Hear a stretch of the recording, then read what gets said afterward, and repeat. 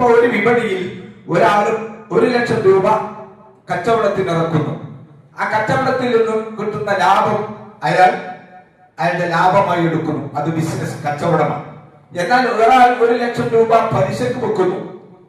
അയാൾ ആ പലിശന്റെ മുതൽ 1,00,000 രൂപ അയാൾ പലിശക്ക് കൊടുക്കുന്നു. അതിൽ നിന്ന് ലാഭം ഉണ്ടാക്കുന്നു. ആ ഒരു വീക്ഷണത്തിലൂടെ നോക്കുമ്പോൾ രണ്ടും ഒരേ രൂപത്തിലല്ലേ, രണ്ടും ഒരേ പ്രവർത്തനമല്ലേ? വിശുദ്ധ ഖുർആൻ സൂറത്ത് അൽ-ബഖറയിൽ ഈ വാദം ഗണ്ണിക്കുന്നുണ്ട്. അവർ പറയുന്നത് അവർ പറഞ്ഞത് കൊണ്ടുകൂടിയാണ്. എന്താ അവർ പറഞ്ഞത്? ജാഹിലിയ്യ കാലഘട്ടങ്ങളിൽ ആളുകൾ പറഞ്ഞു ഇന്നമൽ ബയ്യു പലിശ എന്ന് പറഞ്ഞാൽ ഒരു കച്ചവടം പോലെ തന്നെയല്ലേ. എന്താ പരിധി വ്യത്യാസം? കച്ചവടത്തിന് 1,00,000 മുടക്കുന്നു, പലിശക്കും 1,00,000 മുടക്കുന്നു. രണ്ടും അധ്വാനിക്കുന്നു, രണ്ടും ഒരേ രൂപത്തിലല്ലേ? അള്ളാഹു ഒരു മറുപടി പറഞ്ഞത് എന്താ അറിയോ? സൂറത്ത് അൽ-ബഖറ 275-ാമത്തെ വചനം.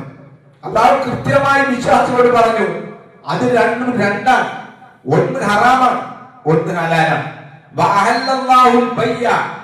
അള്ളാഹു കച്ചവടത്തെ, ബിസിനസിനെ അനുവദിച്ചിരിക്കുന്നു. പലിശയെ പടച്ചതമ്പുരാൻ ഹറാമാക്കിയിരിക്കുന്നു. ഇപ്പൊ രണ്ടും തുല്യമല്ല. കച്ചവടവും പലിശക്ക് കൊടുക്കലും തുല്യമല്ല എന്ന് കൃത്യമായി അള്ളാഹു സൂചിപ്പിക്കുന്നു. എന്തുകൊണ്ടാണ് നമ്മൾ ഒന്നിനെ ഹലാലും ഒന്നിനെ ഹറാമുമായി കാണുന്നത്?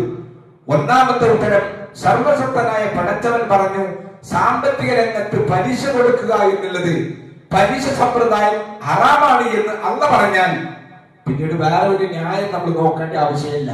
അതാണ് വിശ്വാസികൾ, അതാണ് ഈമാൻ പറഞ്ഞാൽ. അവിടെ പിന്നെ നമ്മളിങ്ങനെ കോഴി അയൽമ കാര്യമാതിരി സ്വഭാവം നമുക്ക് ഉണ്ടാകാൻ പാടില്ല.